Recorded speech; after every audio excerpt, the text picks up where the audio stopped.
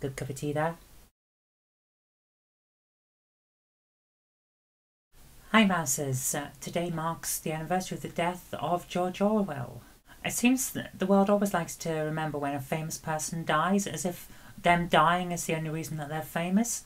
So I thought today, since it's the anniversary of his death, we would talk about the things that made him famous and his life in general.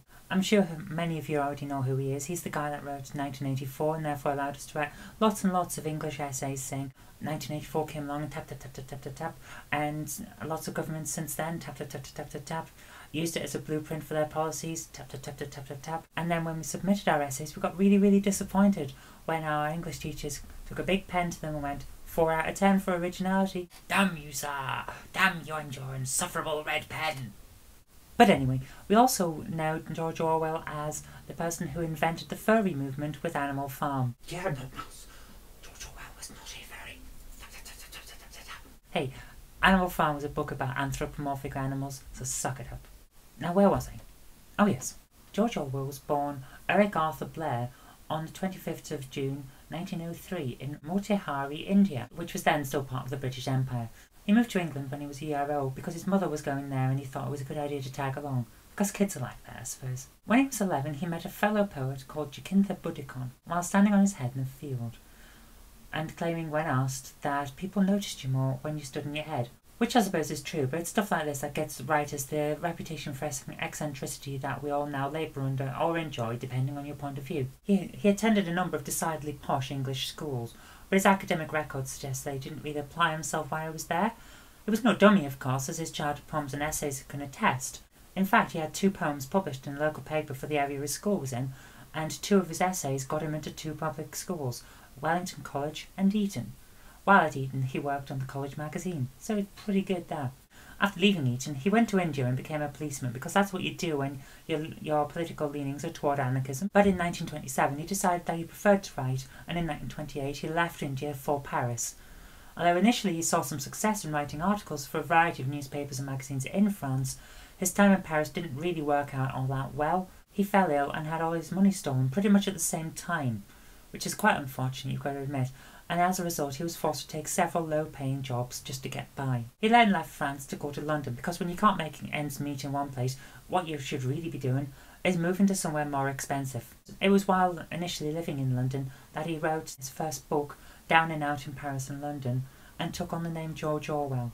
The book was published in 1933, around which time he had moved politically from anarchism to socialism. He wrote his first novel, Burmese Days, in 1934, and got himself a commission to write about how unemployed former miners in the north of England were living in poverty. This account was published in 1937 as The Road to Wigan Pier, but by then Orwell was in Spain, fighting with the Spanish Republicans against General Franco, which would also make him one of the first British people to effectively fight against the Nazis, because they were using the Spanish Civil War as a way of training their own troops. On his return from Spain in the middle of 1937, he found all his work being attacked on all sides in the British press. The socialists were claiming that in The Road to Wigan Pier he had been very much against the working classes and claimed that they all smelled, which is a terrible offence, I'm sure you'll agree. And the rest of the British press were against him for his views on the Spanish Civil War. So he really wasn't having a very good time of it, and on top of all that, he fell ill with suspected tuberculosis, an illness that would plague him for the rest of his life. When he recovered enough, some of his friends funded a trip for him to Marrakesh, and he stayed in a villa close to Casablanca while he recovered fully. He returned to England in 1939 and put his name on the Central Register for the war effort, but he was not called up due to his poor health. Instead, in 1941, he took a job with the BBC writing propaganda to help the war effort. He left the BBC in 1943, describing it as a mixture of a girls' school and a lunatic asylum, and he took up a job as literary editor of a left-wing magazine called The Tribune. By then, he was an established jobbing writer, fulfilling a childhood dream in a way that so many of us just don't. In his column As I Please for The Tribune, he regularly discussed the problem of nationalism, and developed his views that would later come to the fore in books such as Animal Farm and the famous 1984. Then in 1945 he wrote and published Animal Farm, thus dooming children of generations to come to indoctrination in the furry community in a manner that's bested only by Bugs Bunny, Mickey Mouse and their annoying yet cuddly friends. Do you have no mouse? Hey, I already said suck it.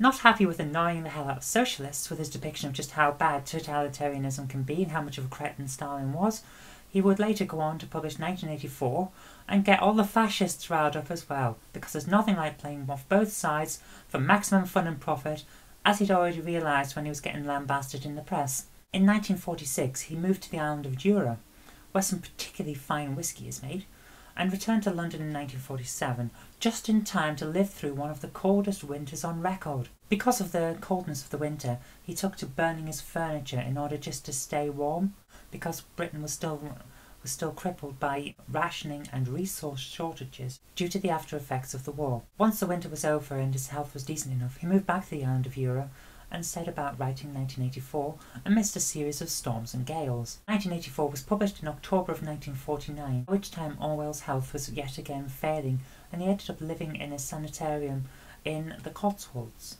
While he was there in the Cotswolds, he proposed to Sonia Brownell, and they were engaged in September of 49, a short time before he was moved to the University College Hospital in London. He was married to Sonia in October while in the hospital, and had planned to visit the Swiss Alps, although his continuing decline in health prevented this. He survived through the Christmas and died on 21st of January 1950 from a burst artery in the lung. He had wished to be buried in the graveyard of the closest church to where he died in Anglican fashion, but unfortunately in the aftermath of the war all of the graveyards in London in that area were in fact full. One of his friends managed to get him a space in the All Saints churchyard in Sutton Courtenay, which he had never in fact had any relation with. His headstone in this graveyard makes no reference to his pen name George Orwell, and in fact just refers to him solely as Eric Arthur Blair.